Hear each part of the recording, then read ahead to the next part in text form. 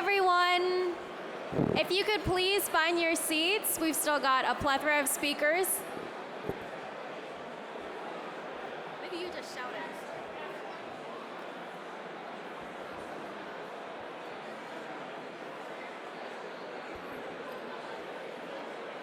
Good evening again. Without people like Ethan Handelman, Deputy Assistant Secretary of the Office of Multifamily Housing at HUD, organizations like NHPF could not do the work we do creating and preserving affordable homes. We just had the great opportunity to work with Ethan at our newly renovated senior property, Alexander House in Hagerstown, Maryland. In his role at HUD, Ethan administers the FHA mortgage insurance program for multifamily. Please help me welcome Ethan to the stage.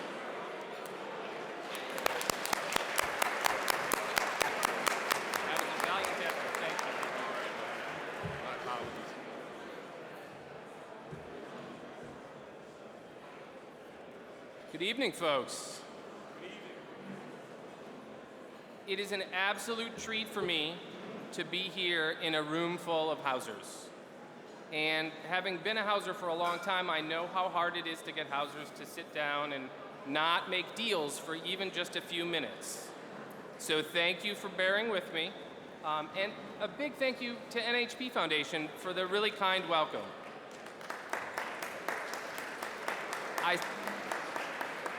I see a lot of old friends in this room. I see a lot of folks who I hope will be new friends, and I'm really grateful. There we go. How's that? Is that a little better? All right. All right. See, I also take direction, so that's good. I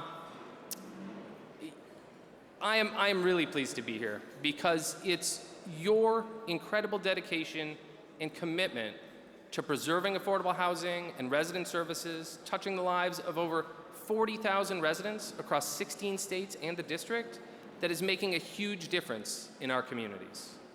I want to offer my congratulations to the awardees who are helping to lead the charge to alleviate the affordable housing shortage we face in every state and major metro area. Kudos to all of you.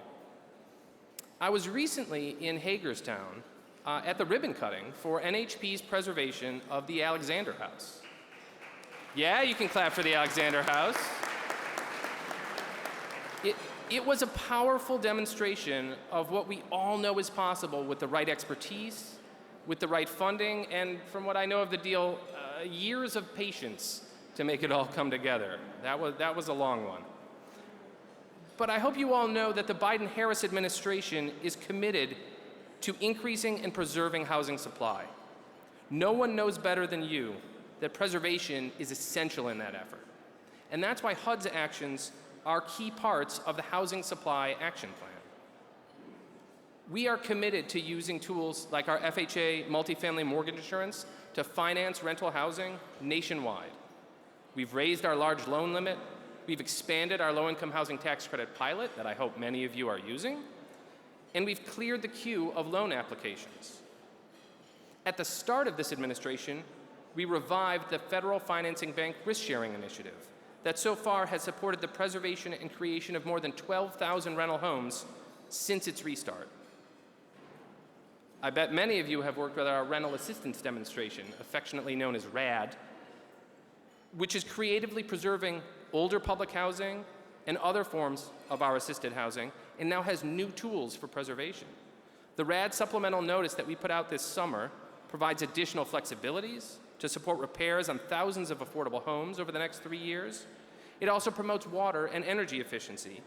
And I think most importantly, it provides $12 million in targeted rent boosts for preservation transactions on eligible housing for the elderly.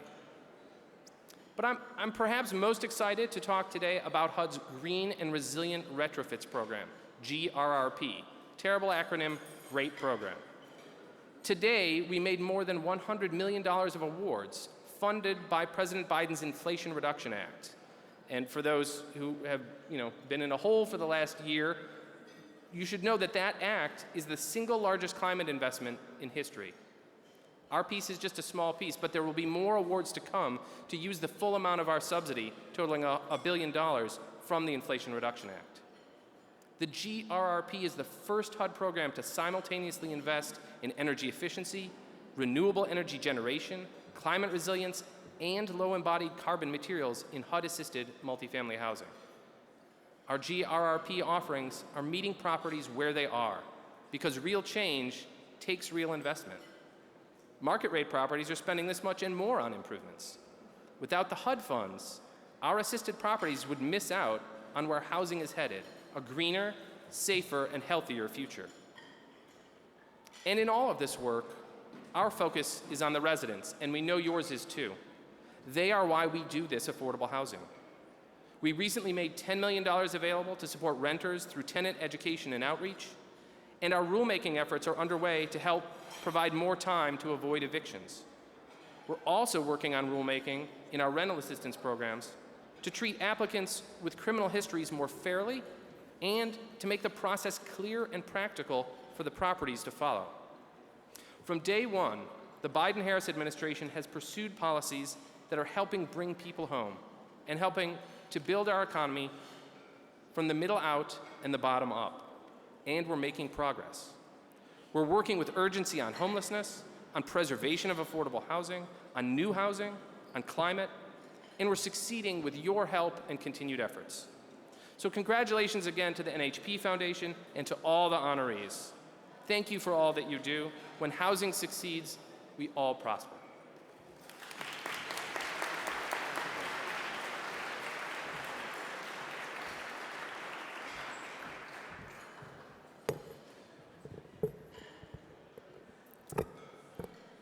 Thank you, Ethan, for sharing those inspiring words about HUD's work towards the future of affordable housing. This evening has questioned how the millennials and Gen Z will fix the housing shortage problems they've inherited. Our research shows this generation is very motivated to do so, with 87% reporting difficulty finding affordable housing. Wamimo Abbey knows personally how hard it is for some communities to build credit and move towards achieving financial goals. Wamimo is the co-founder and co-CEO of Isuzu, which provides rent reporting and rich property management analytics. This unlocks financial access and stability for renters and property owners alike. NHPF is proud of its nearly 3-year partnership with Wamimo and Isuzu, changing the lives of residents in rental communities, rent check by rent check. We're so pleased to introduce Wamimo Abbey to share his thoughts on the future of affordable housing. Please help me in welcoming Wamimo to the stage. In May of 2022, I lost my job at the hotel. They decided to outsource my position. I was the purchasing manager, so that became the struggle. My wife and I were struggling, so we had our savings, but we came to a point where we had nothing left. We became late on our rent, and I've seen too many people be evicted. I've seen the belongings just thrown out onto the street, and I didn't want that to be me. The stress is there, sleepless nights. It's constantly worrying if when's that notice going to come. They put a notice on my door that I had 10 days to pay my back rent or they were going to start eviction procedures. At this stage of my life, to be homeless, I would never be able to continue. Beyond being in the shelter with my wife, couldn't continue like that. I was scared. I didn't know who else to talk to. I'm falling further and further behind. I didn't know what else to do. We started the rent relief as a way to prevent homelessness before folks end up on the street. They were good renters. These were renters that were trying to pay on time, wanted to stay in their homes. So that if folks need rent relief, they can actually apply through us. My rental office sent me an email about Isuzu. I said, let me check out Isuzu's website. Let me see what's going on. And I saw a rent relief program. I said, oh my gosh, this is something I can use. And then we send those funds directly to the property managers. And so ultimately, we're hitting our goal, which is reducing evictions in the United States. And then our owners and our operators that we're working with are also seeing their cash flows increase. So it's a win-win. When I did the application, I said, it's not going to get approved. My credit is terrible. And when it got approved, I was shocked. And then I realized this is a different company than any other company. So Isuzu called me, they said, we expedited your payment. Your payment should be gone. The rental office should see it. By that night, my balance went to zero. So Isuzu gave me the loan for $3,150, which paid all my back rent. I dropped to my knees. A grown man, I cried. I did cry. I shed a lot of tears that night. Once we can send that check for $3,000, $4,000, saving those families from eviction, that's when that trust can really start to build. The more and more that we can do that and tell that story, and the more and more families we save, that's how we build our trust. Isuzu, my friends, stepped up big time. Saved my life. really saved my life. I was going down the wrong path. Someone actually trusted me again, saved my life. A lot of times people don't think of corporations and companies trying to do the right thing. But at the end of the day, that's what Isuzu is all about. And we are here to ensure that we can prevent evictions and just keep people in their home. I'm paying it back, interest-free loan to Isuzu, but when you pay it back, Isuzu's telling you that payment's going towards helping another person, which is a benefit, a bigger benefit for me. Helping somebody else, that's what I'm in the business for, is helping somebody else. If you want to go fast, Go alone. if you want to go far, Go together. I'm up to date on my rent. I'm working at a great place. I'm enjoying life again, the way it should be.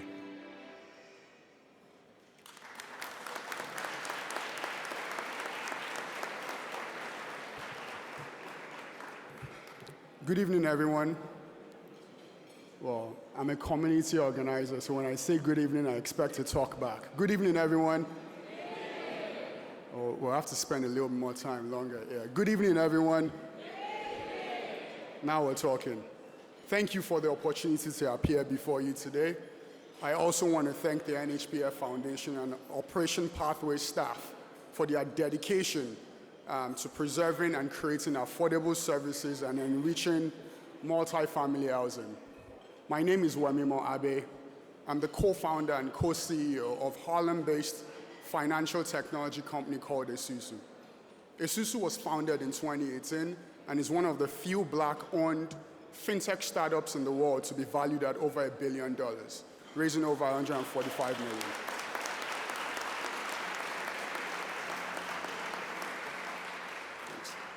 Personally, my story started in the slums of Lagos, Nigeria. I lost my father at the age of 2, and I was raised by my mother and 2 very spirited sisters. In 2019, my mother and I immigrated from 80-degree weather in Lagos to negative 22 degrees in Minnesota.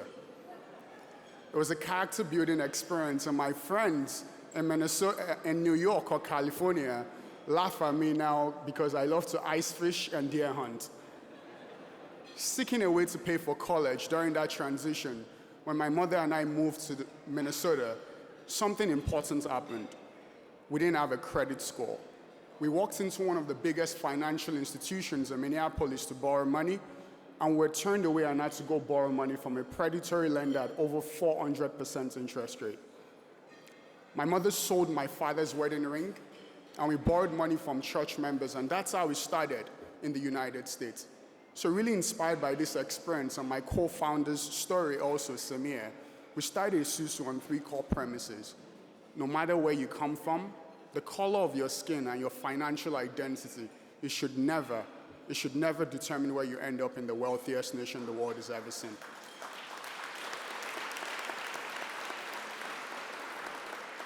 Today, I want to share my perspective on the future of affordable housing, woven in my own story.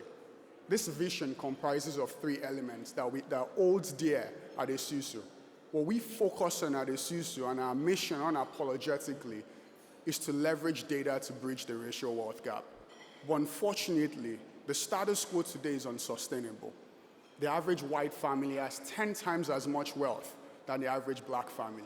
And what we try to do at Isuzu is not to leverage rhetoric, but rather record and data to essentially close this gap. One quote that sticks with me and I always like to share is by James Baldwin.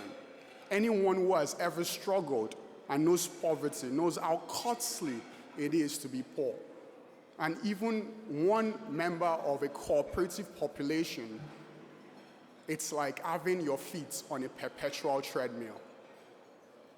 Underscoring the importance of living in poverty is not enough.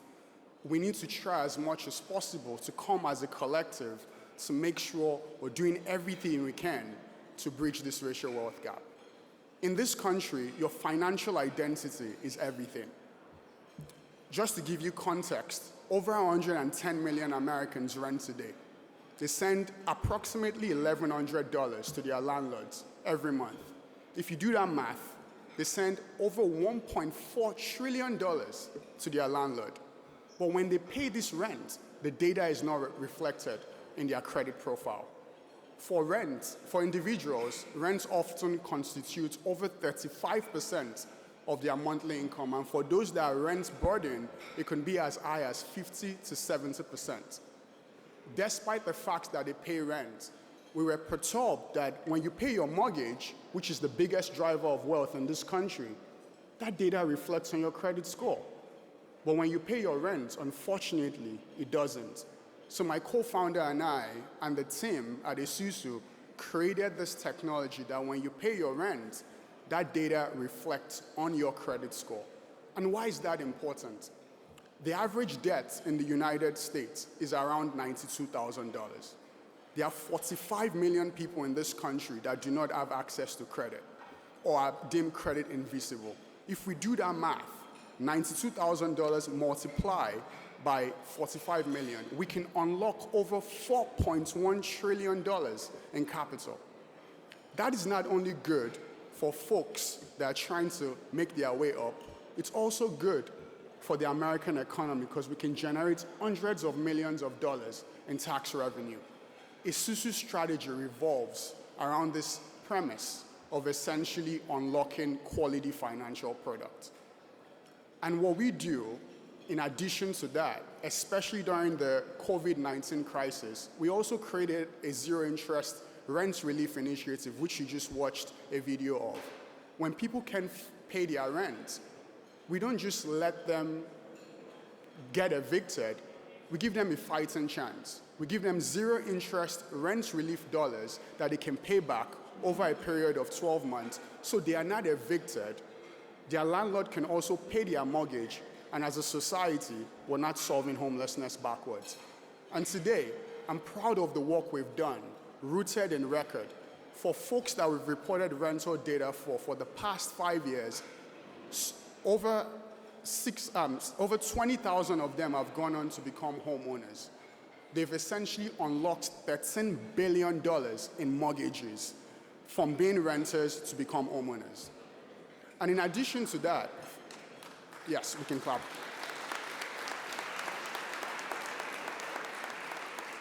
And in addition to that, we've also seen a radical improvement as it relates to other financial products they've been able to get access to.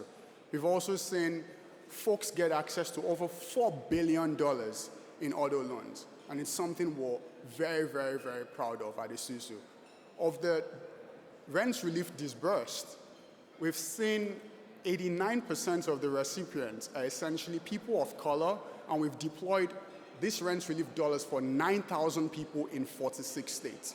We've been able to deconstruct this narrative of the schism of a renter and your landlord having a rough relationship, rather one that's a win-win-win and folks actually trying to do the right thing. Which brings me to my second point as it relates to data, proximity. You know, when my co-founder and I started Isuzu, we had this vision to essentially try as much as possible to keep a roof over people's heads and creating win-win outcomes. But I was in corporate America, and I told my mother I was going to quit my job in corporate America, and this woman had sacrificed everything for me to have the life I have today. My mother shrugged and said, "I thought we made it." And it was a tough conversation, and we defied this message and decided to push on and start the company. And during this journey, we overcome a lot of difficult circumstances, but that didn't make us. Some of the things that made us ultimately is the fact that we relied on many people in this room today that gave us advice. People like Jeff Brodsky are related. People like Tom, Fred, and Ken, even at NHP, that have been integral to what we are doing at Isuzu, and we're immensely grateful for the support that we've had.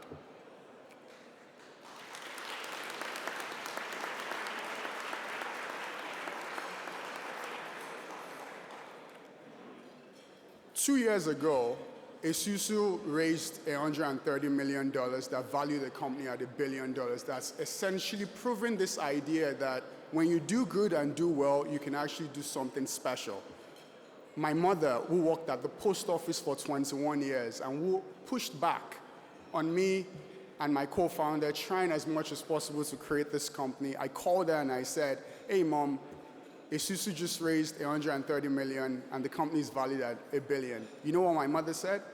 My mother said, how's the wedding planning coming along? But it might seem funny to you, but it is the stories of people like Eunice, my mother, that worked at the post office for 21 years that can really comprehend what that means.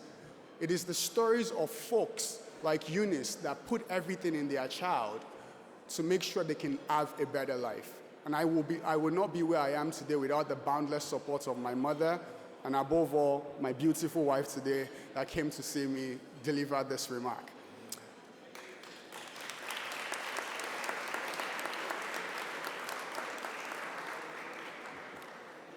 You know, I don't have all the answers to the future of affordable housing, and I want to make that crystal clear. There are a lot of smart people in this room today, and we have a lot to learn from you. But something that I fundamentally believe in is this idea of forward together. Is this idea of us listening to each other, despite where we come from, even if we have different perspectives. I want to conduct an experiment here today and ask, how many one of us know someone in New York City or Washington, D.C.? Raise your hand. It's an overwhelming number in the room. And how many one of us know someone in South Dakota? So Jeff Brodsky up here knows someone in South Dakota. It proves my point. We don't talk to each other anymore. We are stuck in our own echo chambers. You know, if a child in Jackson, Ohio does not have a roof over their head, it matters to me even if that child is not mine. If a woman in Arlington, Washington is on the brink of eviction, it should matter to everyone in this room, even if that child is not our sisters. It is all about that American value that ultimately, I am my brother's keeper and I am my sister's keeper. And that's what makes us great as a nation.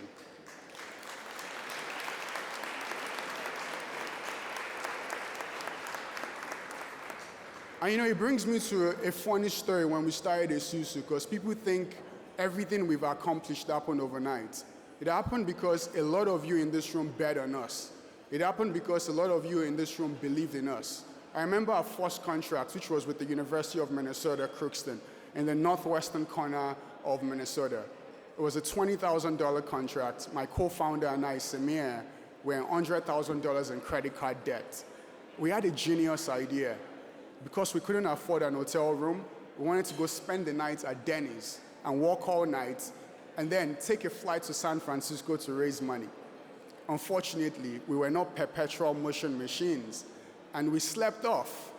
And the restaurant manager tapped us on the shoulder and said, guys, unfortunately, I have to kick you out because I'm going to get fired. So we got kicked out of a Denny's that day, and we spoke to 326 investors, but none of them believed in us. But one eventually took a shot on us in 2019, and a lot of mentors along the way, like Jeff Brodsky, like right here from related companies, bet on us and gave us a lot of advice. And today, a company founded by two sons of immigrants, one with a funny name called Wemimo, has now built a company valued at $1 billion, working tirelessly to keep people in their homes. And we will not be there without your abounding support. So thank you so much.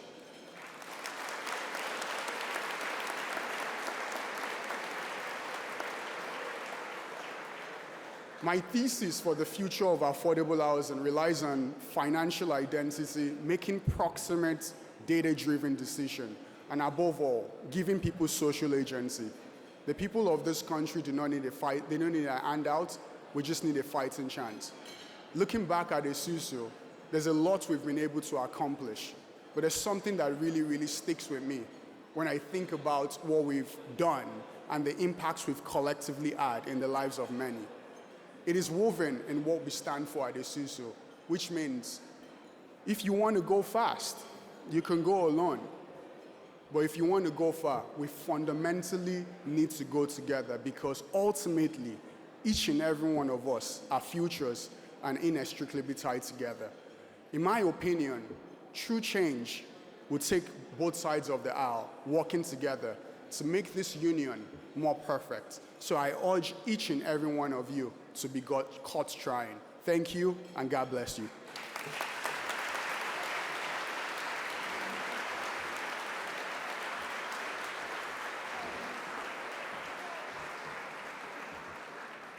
Wow. Powerful words. Thank you, Wamimo.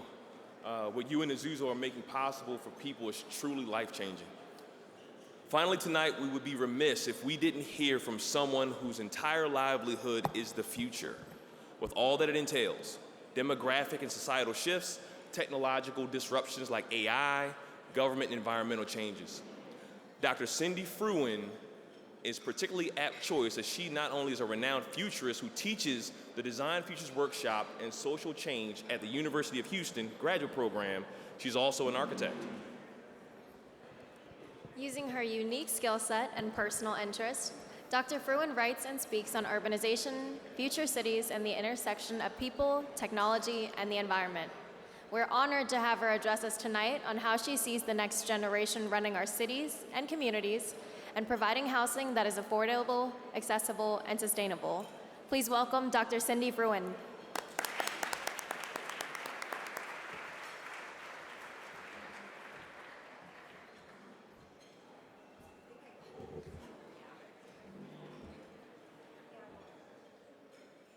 Hello, hello. All right, thank you so much. Go. So I'm very happy to be here tonight. I have been delighted to work with the group this year, and in fact, the program that you see was the genesis of a lot of conversations with Tom and Mary Jane, and so I appreciate you inviting me, and tonight has been completely inspiring. So thank you for welcoming me here.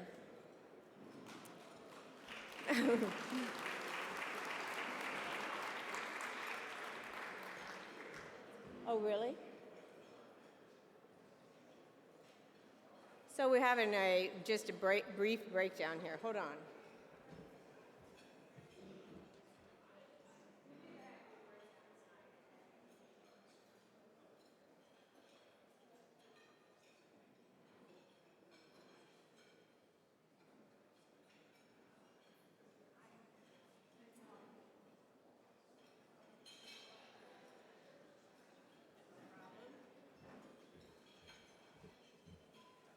Okay, now we know what happens when the teleprompter doesn't work.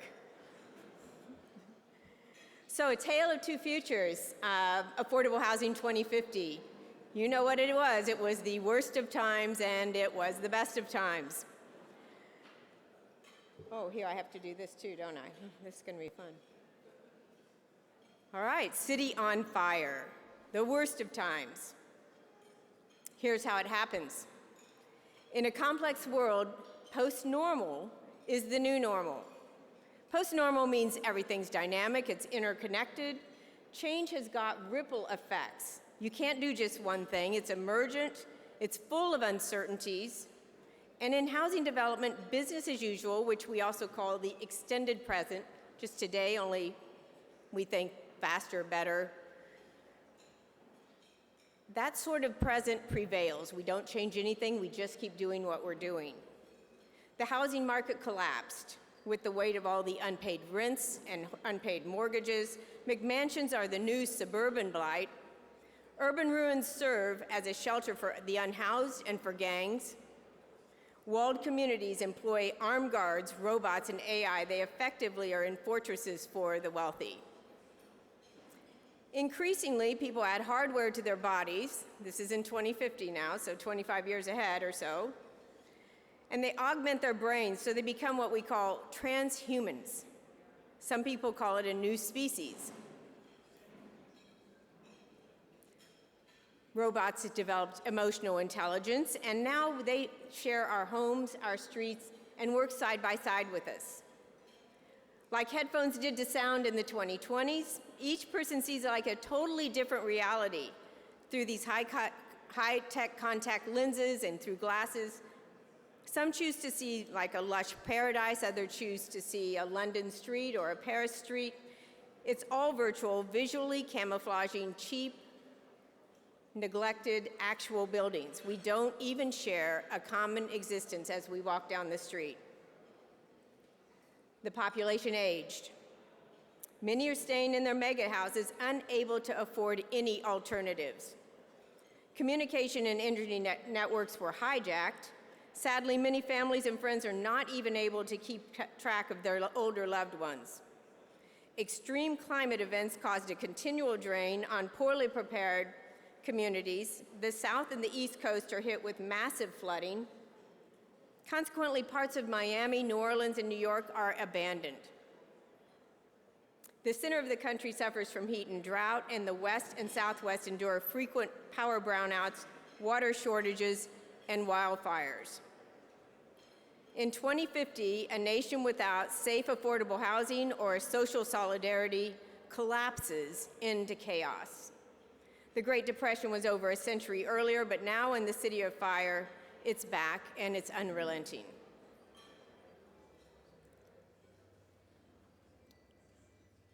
City of Heart, January 1, 2050. Here's what we can do. After the difficult decades of the 2010s and 2020s, another global pandemic, multiple wars, ongoing climate disasters, threats to the energy grid, crumbling infrastructure, and a near collapse of the American life, the heroic millennials and the resilient Gen Zs are now in control. They deeply understand the threats and opportunities of the AI world, so they push environmental change, reskilling, digital technologies. Their goal, the entire country is a high-quality blue zone for happy, healthy, long lives. They believe everyone deserves a home, affordable, sustainable, and smart in livable, walkable communities. With much faster construction methods, the modular and 3D printing public and private resources invest in high-quality neighborhoods and housing. Community farming is everywhere. Edible landscapes are normal. Distributed water and renewable energy reduce household costs. People are retrained and make good wages, lower expenses, more income. Very few people are even struggling to make ends meet. Shared transportation using driverless cars and autonomous vehicles connect communities, jobs, and services. This is another way of reducing household costs.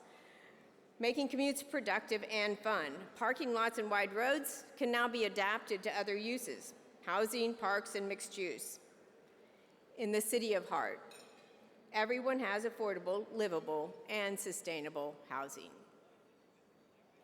So these are two scenarios, and either one is possible. We're at a turning point, and we use these images to know what we should be doing today. If we do everything wrong, we end up in a city on fire. If we do things right, we end up in a city of heart. So we plan against the terrible outcomes, and we aim towards the aspirational futures.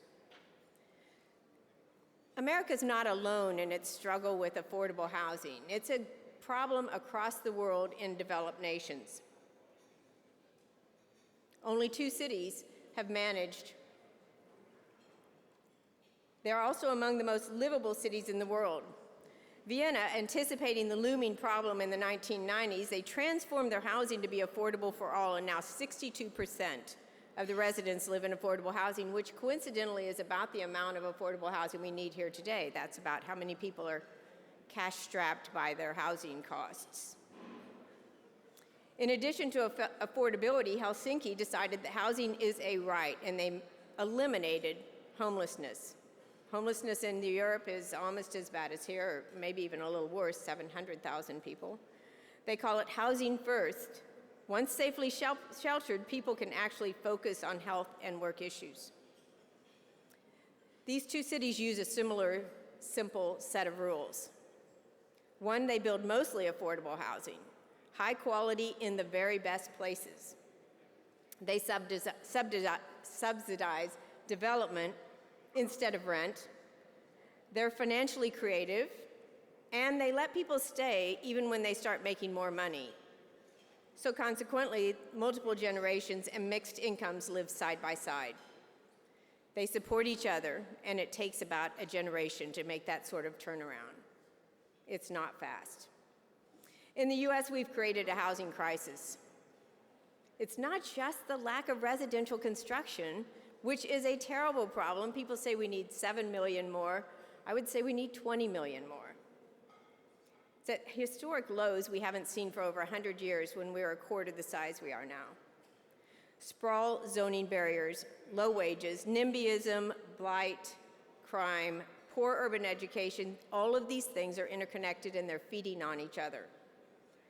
To turn this housing crisis around, first we need to unify all the stakeholders, establish communication channels to work together. This happened during the pandemic. There were some unifications in mental health that went far to get new resources blended together. Convene them all to create a shared vision. It's a big process to figure out where you want to go and how to get there. Find common ground. Build public knowledge. The knowledge and data is sort of a mess. And trying to figure out what's the problem can take weeks or months. That shouldn't be. People should know that there's this crisis going on. They think it's a shortage of housing for ownership. It's a lot more than that, as you know. Then you create a compelling narrative, though. Here's the crisis. Here's why it's happened, and here's what we're going to do about it. Make it about more than just housing, because it is about more than just housing. This is about America. All of America needs a rebuilding process. All of these things are in trouble. The new American dream includes smart, climate-ready, well-located, good quality, and most of all, affordable housing. What will we see? What will we leave our children and grandchildren, and their children and their grandchildren? We must set our sights higher and reinvent the American dream as a land of opportunity and community. There's two parts to the American dream. We need them both. Because tomorrow will not be like today. It'll be extraordinary, and at times it's going to be shocking, and by today's standards seem completely ridiculous, but it depends entirely upon us. Is our legacy the city on fire or the city of heart? Thank you very much.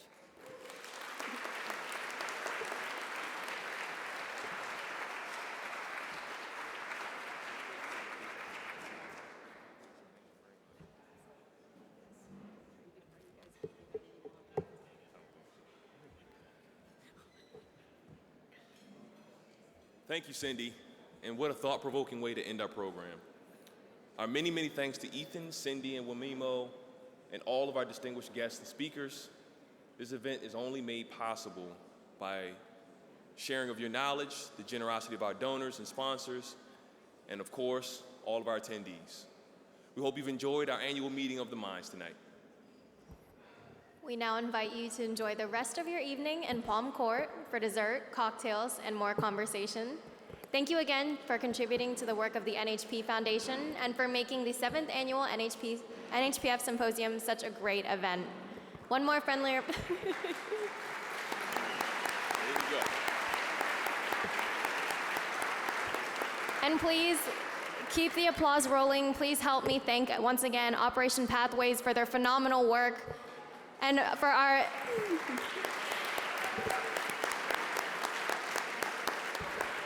And of course, for our external affairs team, Mary Jane, Jay, and Tom, we would not have this event without you. Thank you so much for coordinating.